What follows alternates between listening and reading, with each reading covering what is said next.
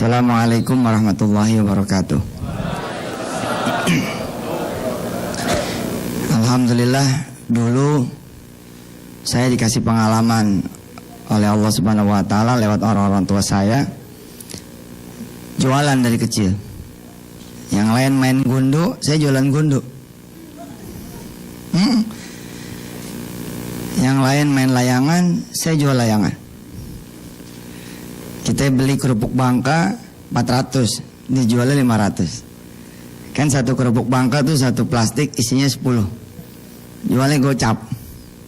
Kali 10 500, untung 100. Subhanallah. Dulu masih ada sugus istilah gotun ya. Belum lahir kali anak-anak sekarang. Gotun tuh 5 perak. Ya, bisa dibayangkan kalau kemudian kita untung 100, berarti kita bisa punya properti banyak sekali itu. Nah, yang kebiasaan ini tidak ditemukan di kalangan pribumi. Mereka rata-rata tidak mampu membagi. Jadi yang saya lihat gitu ya, kayak kita ini orang tua suka ngomong begini, udah belajar dulu, konsentrasi aja. Padahal persoalannya bukan konsentrasi. Persoalannya adalah membuang waktu yang sia-sia. Ketika dia tidak punya waktu untuk yang sia-sia, dia bisa jualan. Dia bisa jualan online, dia bisa kemudian jualan di depan rumah, dia bisa kemudian jualan di perempatan.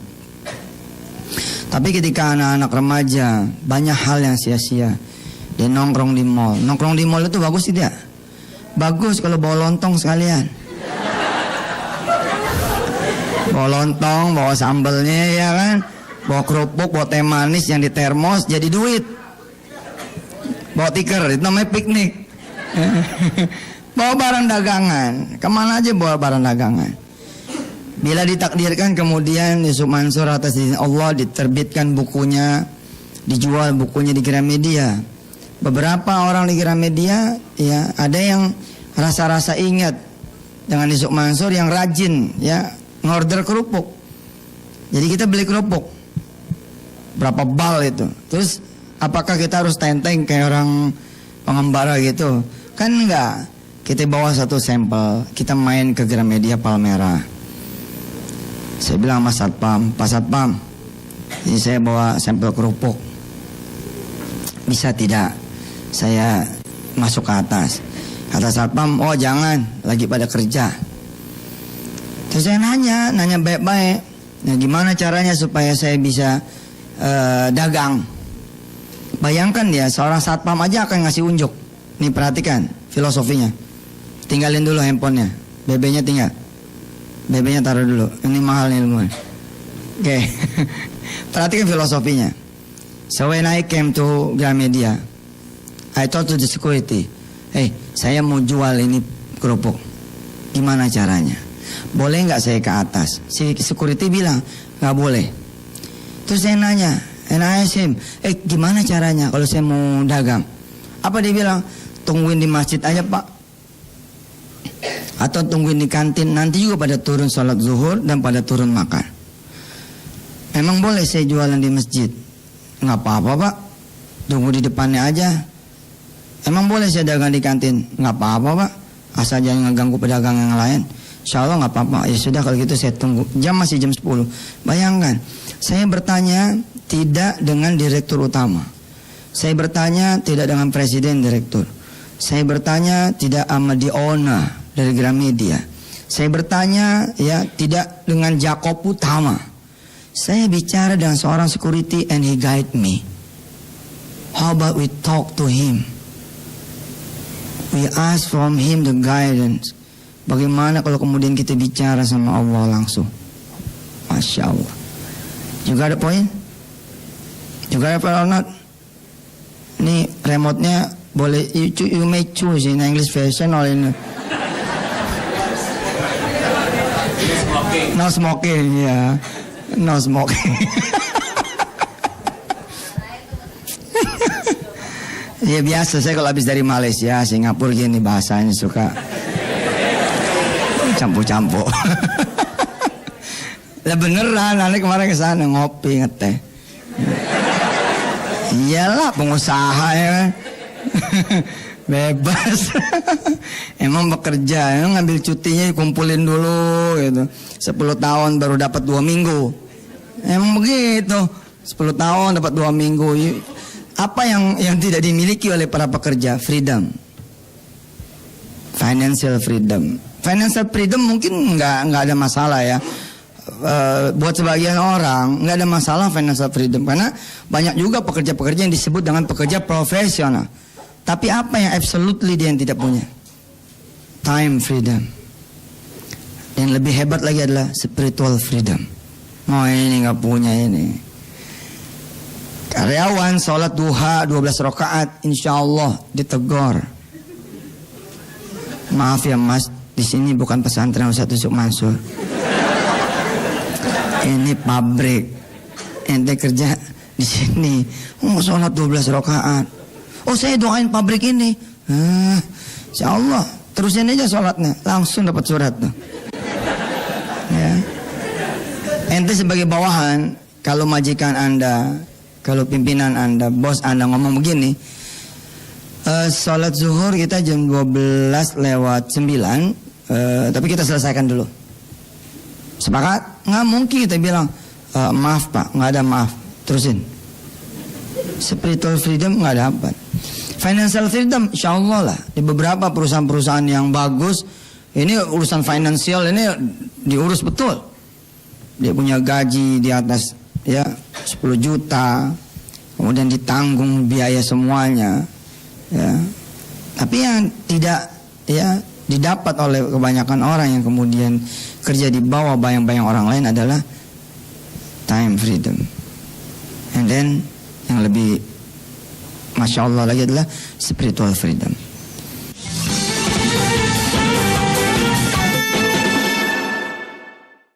Baik, saya datang bawa kerupuk dan bertanya, maaf dalam tanda petik, hanya dengan seorang security, dan dia memberitahu saya kemana, di mana, dan bagaimana. Apalagi kalau saya bertanya sama Allah. Kalau saya bertanya sama Allah, dia bukan saja akan menunjukkan saya jalan, tapi dia akan membuat saya mampu berjalan. Dia bukan saja membuat saya kemudian tahu apa yang harus saya lakukan, tapi dia juga akan membuat saya menjadi mampu melakukan. Subhanallah. Beberapa pertemuan yang lalu ada seorang pengusaha, calon pengusaha, dia datang. Yang saya bingungin, Ustadz, mau usaha apa? Justru saya bilang, ketika ente bingung mau usaha apa, cepet ambil air wudhu, sholat 2 rakaat, terus ngomong sama Allah, mau ngapain ya? Ada ide nggak sih? Pernah nggak? Prinsipnya sederhana, come to him and talk to him. Come to him, you just come to him. Pergi aja udah datang ke Allah, and then talk to him, lalu bicara sama dia. Ya Allah, gimana ya? Ada ide nggak sih? Gitu. Ngomong seperti ngomong sama manusia itu. Dan tobaan absolutely dia beda, different. Oh jauh lah maha. Dia bukan cuma mendengar loh. Ngomong sama saya aja saya bisa kasih solusi. Apalagi ngomong sama yang menciptakan Yusuf Mansur, menciptakan Mas Mono, menciptakan Mas Jody. Datang pada Allah dan bicara. Ada lagi nih masalah yang lain. Udah mas saya nggak punya ide, saya nggak punya duit ya Allah. Ini mau gimana nih? Insya Allah malaikat lapor. Yang ini double nih. Wadrat. Udah nggak tahu, ya? Bahasa Jawanya apa nggak punya duit? Ora duit. Ora gelem. Apa ora gelem? Ente jangan ngebohongin aneh.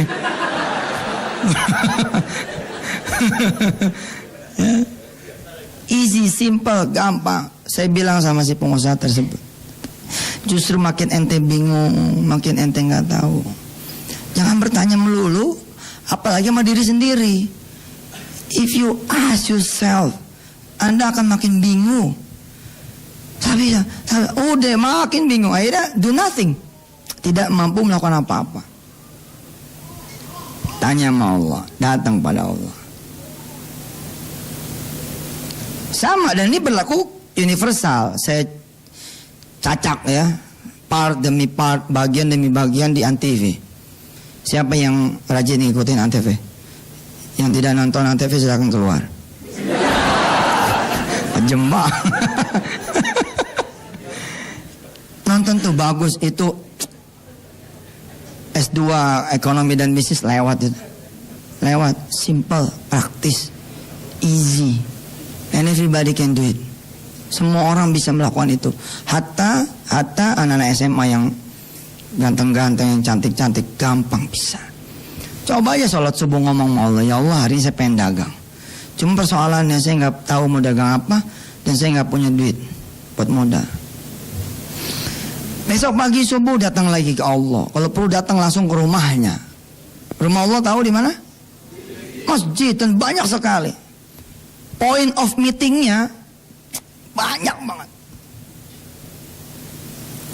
Point of meetingnya, tempat pertemuannya, waduh, Allah mah gampang lah. Saya ulangi, ini simple sekali cara berpikirnya. Saya dagang kerupuk, saya tinggal kerupuk-kerupuk saya itu di kamar kos saya. Ini kemudian saya bawa satu sampel, saya datang ke satu perusahaan, ketemu security-nya, saya pamit sama dia. Apakah si security pemilik dari perusahaan tersebut? Bukan. Dan dia adalah pekerja dari level, maaf, termasuk yang paling bawah. Tapi dia saja mampu menggait saya. Apalagi kalau saya nanya sama manajer. Apalagi kalau saya tanya sama direktur. Kalau saya tanya sama direktur, umpama direktur ini om saya, om, wajibin dong semuanya beli kerupuk, beres.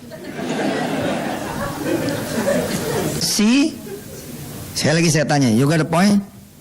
Yes. Pasti gampang kok ini. Cara berpikirnya gampang. Easy logic. Kalau saya adalah seorang ponakan dari the owner of One Corporate, saya tinggal bilang, om, gimana nih caranya nih supaya barang saya laku? Udah lu bawa aja barang lu. Dikumpulin di karyawan-karyawannya. Saudara-saudara semua, saya kumpulin saudara ya, untuk memberitahu bahwa saudara dipotong gajinya buat beli sepatu ponakan saya. Ada yang tidak setuju? Ada yang berani? Ada yang berani? Iya, ada yang berani.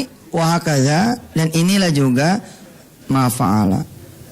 Ya, apa yang dilakukan, ya, wahakaza fa'alallah. Ini yang dilakukan sama Allah Subhanahu wa taala. Dia tinggal perintahkan dunianya membeli barang ente. Jika saya adalah calon kekasih dari seorang manajer atau seorang kepala cabang bank, maka dia akan aturkan saya untuk mendapatkan permodalan.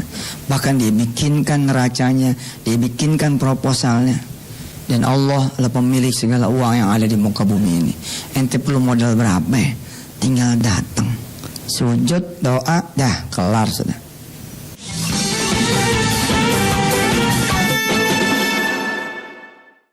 Dan Allah adalah pemilik segala uang yang ada di muka bumi ini. Ente perlu modal berapa ya? Tinggal datang, sujud, doa, dah kelar sudah. Ustaz, saya minta nggak pernah dapat. Nggak percaya saya. Berapa kali lu minta? Berapa kali lu minta? Kok sama manusia aja prosesnya ente disiplin kok. Pak datang lagi ya, minggu depan presentasi. Baik Pak, datang lagi. Dengan pakaian yang sama? Iya, dengan pakaian yang sama. Dengan minyak wangi yang sama? Iya, dengan minyak wangi yang sama. Tapi kenapa sama Allah? Saya udah minta ya Allah, saya udah minta. Saya pernah menemukan ya seorang anak SD dengan omset di atas 10 juta rupiah satu bulan. Anak SD, anaknya Astri Ivo. Dia jual online. Nah nggak tanggung-tanggung yang dijual, mobil bos. Emangnya anak SD tidak bisa berpartner dengan showroom? Dia datang ke sana, dia foto, tak, dia taruh di laman webnya. Oke, okay? And then dia kasih langsung nomor handphone pemilik showroomnya. Apa sih yang dilakukan? Yang dilakukan adalah yang bisa dilakukan oleh Anda semua anak-anak SMA yang dirahmati Allah. Makanya saya bilang, yang sia-sia dijauhin. Nongkrong gak pukul lagu dijauhin. Ke mall gak bawa lontong jauhin. Ya, kalau perlu naik busway saja udah jualan, harusnya begitu. Mantap kan? Naik busway nih udah jualan. Permisi Pak, permisi. Saya ada jual prosesor nih. Insya Allah tuh namanya nggak tahu tempat. Di busway kok jual prosesor? Kira-kira yang pantas di busway jual apa? Minuman. Insya Allah ente langsung diturunin sama sopir. Tapi besok ente datang lagi lama-lama kasihan juga. Ya udah nggak apa-apa dah. Apalagi ente datangnya cakep. Begitu datang naik, taruh tuh 1 es di tempat sopir. Ini buat bapak saya mau dagangan. Insya Allah. Nah. Di kereta. Di Indonesia ini kan negara paling enak ya. Nggak perlu izin sampai ente dagang. Mana ada begini digeser dikit ke Malaysia, apalagi ke Singapura. Udah nggak bisa, apalagi negara-negara maju nggak bisa. Ente mah dagang asal jangan ketemu terantip itu aja. Tapi insya Allah lah, insya Allah enggak gitu. Artinya apa? Tinggal masalah kemauan. Dulu sebelum era entrepreneur merebak seperti sekarang, kalimat ini adalah kalimat mafhum di kalangan mahasiswa. Kalau semester 5 lu masih dibiayain, berarti lu bukan mahasiswa. Ingat nggak? Zaman dulu pernah kuliah nggak? Nggak selesai. Dulu begitu. Kalau semester 5 masih dibiayain, wah ini namanya bukan mahasiswa. Sekarang ketika era entrepreneur merebak seperti sekarang, bolehlah kita kemudian lebih majuin lagi. Kalau jadi anak SD masih dibiayain, berarti bapaknya nggak mikir, berarti ibunya nggak mikir. Nah, ada tuh satu episode di Antv, saya kasih tahu berapa sih kebutuhan anak, misalkan 350.000. 350.000 nih, makan, minum, jajan, nabung, sama SPP. Terus apa yang harus dilakukan sama orang tuanya? Orang tuanya memakaikan sesuatu yang membuat anak ini mampu mencari duit 350.000. Harusnya begitu. Insya Allah sih kita akan menuju kepada sana ya. Situasi ini kita akan dapat. Nah berbeda dengan kalangan Chinese, teman-teman kita orang-orang Chinese. Coba, bahkan kadang-kadang mereka sepertinya kita ngomong gini, dia mah nggak seberuntung kita. Kita sekolah di warung, kasihan ya. Besoknya kita yang jadi manajernya pabrik dia. Prosesnya diajak. Makanya saya senang tuh kalau ada yang jual pulsa lalu anaknya ikut menjual. Keren.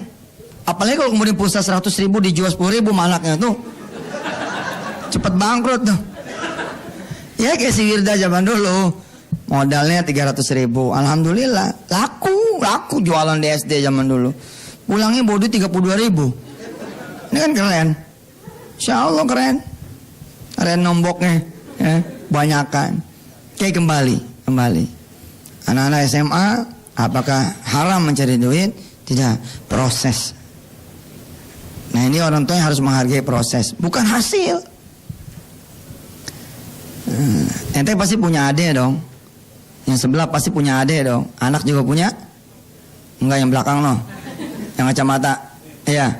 Punya adik? Punya, dorong dia. Pesankan halaman web yang dibeli abon, www.abon.com. Strong Abon, www.strongabon.com. Pokoknya terima diantar di tempat tanpa cas tambahan. Subhanallah.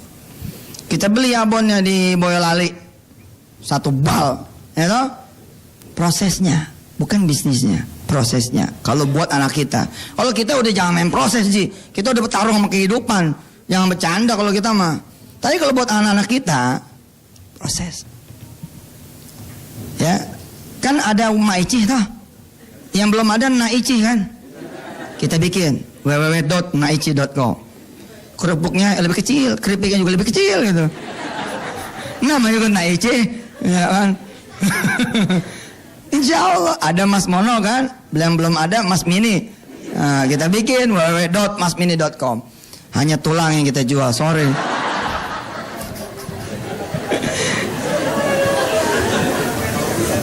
Prinsip-prinsip dagang itu sederhana.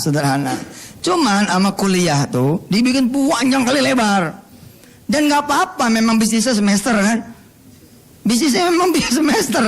Ya, Ustadz itu kan nuntut ilmu, fine, oke. Kalau nawaitunya Anda nuntut ilmu, nawaitunya kemudian bikin stemik seperti saya dan kawan-kawan adalah memberi kesempatan untuk ilmu, oke. Semua menjadi sebuah proses yang dihargai Allah Subhanahu wa taala.